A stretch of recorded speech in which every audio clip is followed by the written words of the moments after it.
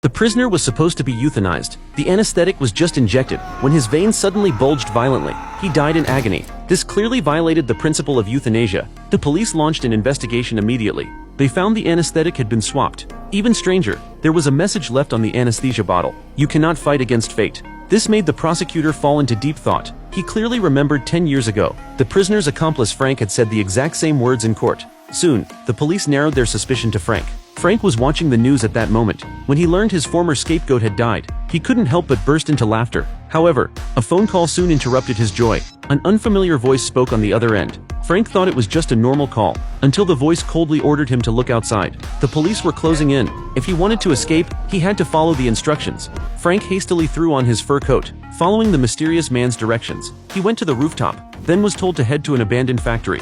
A police car was parked there. The officer inside was already unconscious. Frank grabbed the officer's gun and barked orders to start the car. Terrified, the officer complied immediately. The car sped away quickly, shaking off the pursuing police cars, and arrived in the suburbs. Frank dragged the officer to the roadside. Just as he was about to eliminate the witness, the phone rang again. It was the mysterious caller. My guardian angel.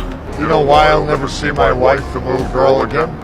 The officer before him was actually the mastermind. He removed his wig, revealing his true face. He was the homeowner from Frank's break-in 10 years ago. Back then, Frank had tied the man up and killed his wife in front of him. To make matters worse, the court didn't sentence Frank to death, giving him only 3 years in prison. Since the law failed to punish the devil, this man decided to deliver justice himself. He strapped Frank to a metal frame and injected him with tetrodotoxin, paralyzing his body, but keeping his nerves sensitive. To ensure Frank felt every second of the pain, he also injected adrenaline. A mirror on the ceiling reflected Frank's twisted face. Surrounding him were photos of the man's deceased wife and daughter. He wanted them to witness this punishment. By the time the police finally arrived, Frank had already met his maker. Even seasoned detectives couldn't suppress their nausea at the horrific scene. Records showed the house was registered under the man's name. Hundreds of police cars were deployed, even a military helicopter.